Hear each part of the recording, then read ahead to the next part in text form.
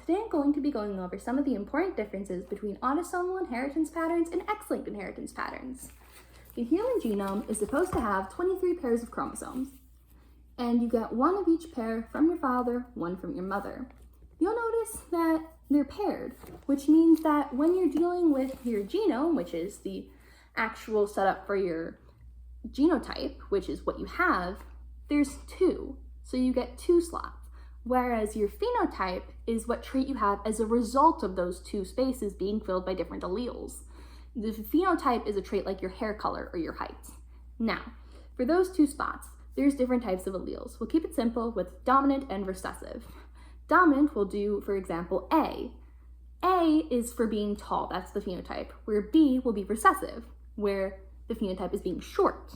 Now, for a dominant allele, it only takes one of that allele for the phenotype to be present. So if you have AA or AB, you will still be tall. However, it takes only having Bs, hence BB, for the recessive trait to show up, because otherwise it'll be overpowered by the dominant one. Now, this is pretty straightforward. You have two slots and you either have AA, AB, or BB. That's what it is. This is not the same with X-linked traits. So it's no longer a 50-50 shot with what you get and then same old, same old. Recessive especially is not the same. X-linked, you're always getting an X from your mom, but you're not always getting an X from your dad because males have X's and Y's. Hence, there isn't necessarily a 1-1 matchup. You may have an X and Y. That means that a male cannot pass on any traits from the X chromosome to a son because he's not passing on that chromosome at all.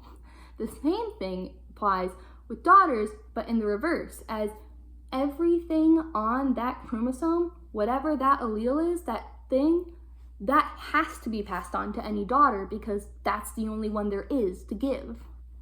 Now, with that in mind, you can see how this would be very impactful when it comes towards inheritance. Additionally, one big thing is since males have an X and Y, they don't have a 1-1 copy.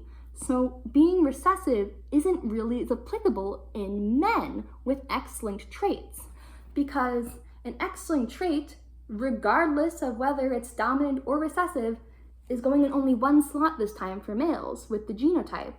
So the phenotype will be whatever you put in the X chromosome. They don't have a second copy to alter it. Anyway, hope this helps. Have a lovely day.